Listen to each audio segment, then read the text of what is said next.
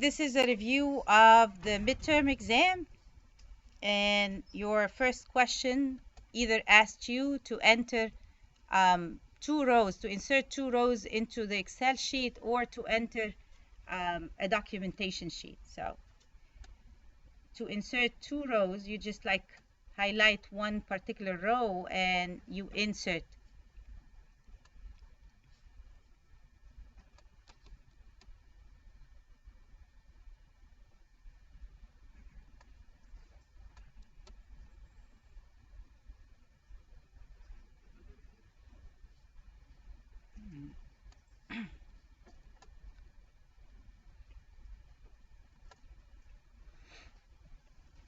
Since I had something that I copied, so it believes that I want to insert that, but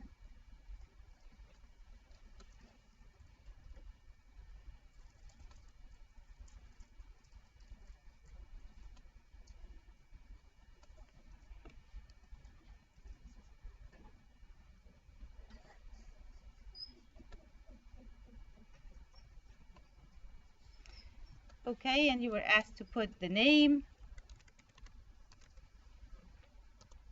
and your date, and majority of the people got that right, so there was no problem with remembering today's date. I think because we repeated it so many times. Okay, then you were asked to add the each category, and again I had students saying equal to, and then copying every single cell, so saying B9 plus, B10 plus, B11, and that's not correct. You don't get credit for that because you are not using the skill that you learned. I mean, you should either use auto sum or write the sum function, so sum and highlight the numbers that you want to add.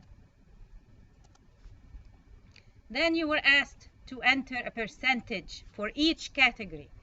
Again, it is equal to part. We said percentage part divided by whole, so you highlight the part and you divide by the whole. And since you are going to create percentage for each category, the B14 is common. You will always be dividing by B14, so you need to fix the B14 by hitting F4. So to fix a particular cell, I write the cell reference B14 and then I hit F4 in order for you to fix it, to put the dollar signs. The dollar sign mean that only use this particular cell as the denominator. So always divide that part by the 107 500, because every single percentage is part over whole. The whole is this 107. The whole is the same for all of them. And then you want to formulate it as a percentage and copy it to the rest. And this was exactly like the review. Again, majority of the people did it. Then you were asked to enter a formula, a ratio. And the ratio differed for different students.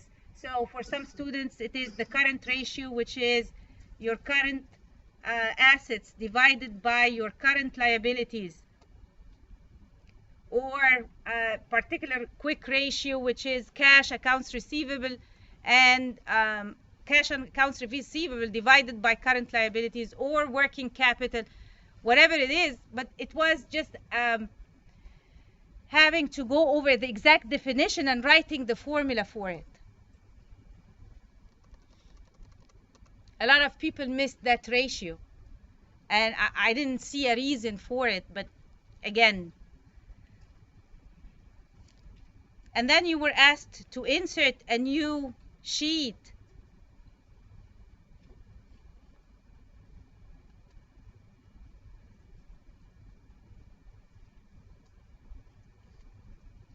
And find out the top 2 fixed assets, so or current assets. So top fixed asset, and you have to say 1, the top 1.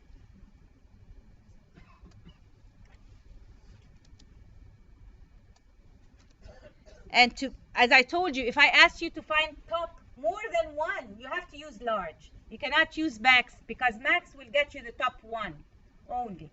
So top 2, you have to use large. So it will be equal to large, and you open the parentheses, and you have to highlight the cells. If I say top 2 current assets, highlight all of your current assets. And then, because this is the top 1, the first one, the top 1, you will have to put 1. And then the top 2 fixed, or the second top would be equal to, again, large, highlight the array, and this time it is the second because this is the second largest. Okay. That takes care of questions 1, I think, to 4. And then we go to the lifeguard Excel sheet. And I don't give you a lot of details in that sheet. I say calculate the weighted score. And you have to look, because again, in a job, they will not give you a detailed description of what it is they are giving you. You have a supervisor sending you an Excel sheet and just one line, calculate or do whatever. You have to figure out what kind of data you have. I can see I have weights, and I told you the weights are ways for you to prioritize the criteria. What is important for me? What is the most important of the criteria that you see in front of you? Interview, because it has 30%. Even though these are not formatted as percentages, they should be. They should be as percentage, but I didn't take points off for that.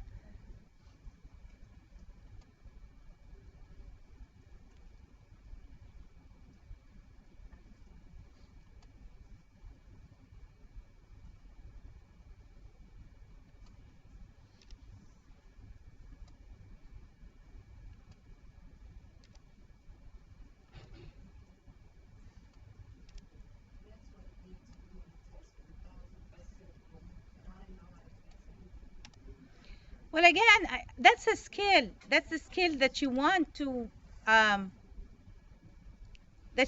you want to make sure that you have it.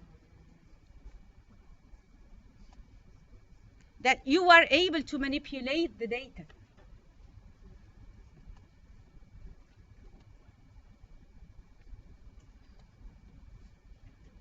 And I asked you to put row scores. And looking at the data, where are my row scores?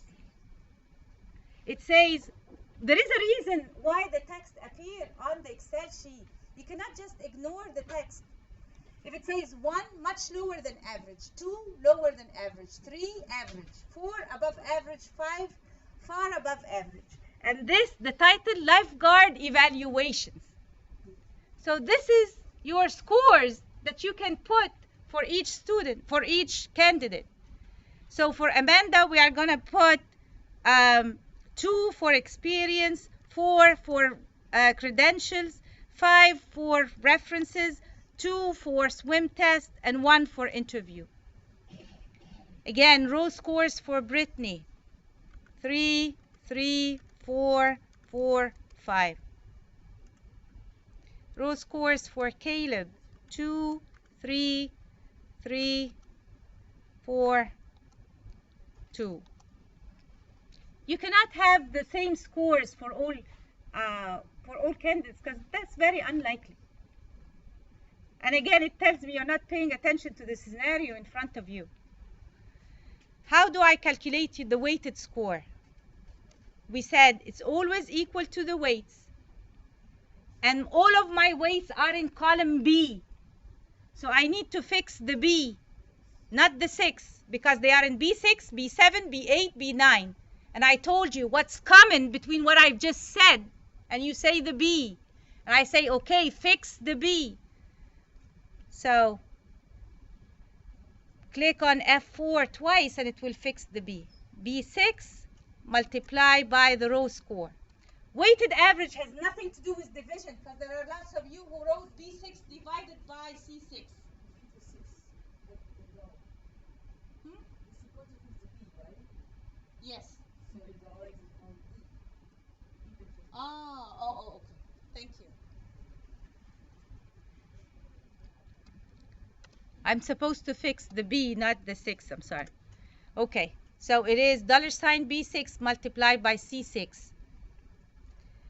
Okay. Now the scores are in C6 to C10 and E6 to E10 and G6 to G10. Nothing to fix there. There's nothing. There are people who put, again, $sign before the C, but there is no need. Because if I put $sign before the C, I'm copying only to this column. I cannot copy to the other two columns. I want to do it in just one step. So here I have it. I'm going to hit Control C, highlight all of the cells that I want to copy the formula to by holding the Control key, and then hit Control V. One step. And then sum. There are people who did not sum, again, the weighted score. They sum the row score. You are not to sum the row score because it doesn't give you anything. You have to sum the weighted score.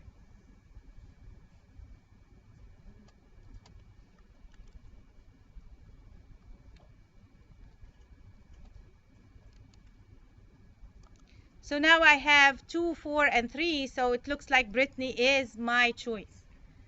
And I ask you to create 2 scenarios. So go to Data and click on What If Analysis and Scenario Manager and add that particular scenario and name it Interview Focus.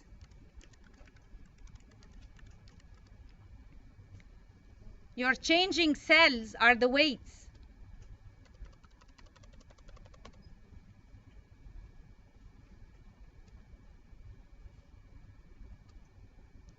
And these are the weights, and you are to add a new scenario, and that's experience focus, or it differed from one student to the other. Changing cells are still B6 to B10. This time you will decrease the interview, so we'll make it 0.1, and you will increase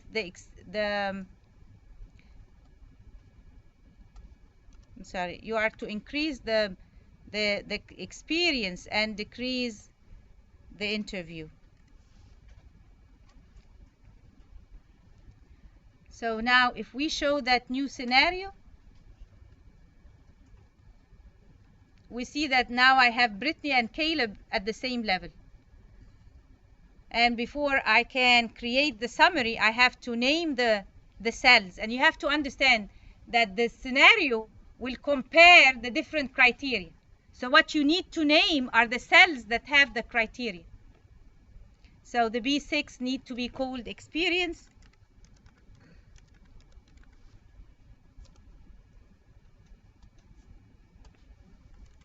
Credentials.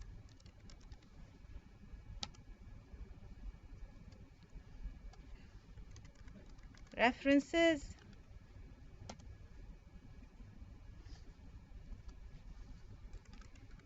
Swim test.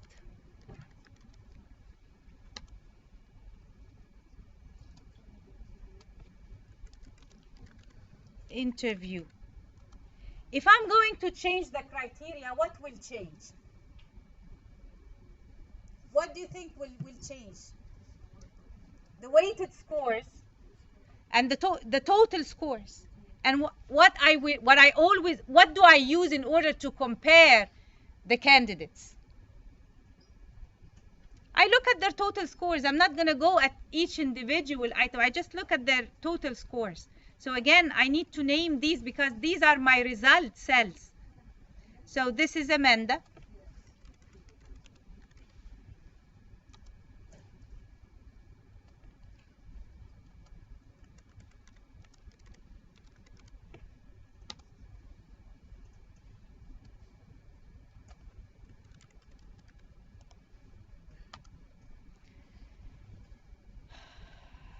Okay, now I can run the summary.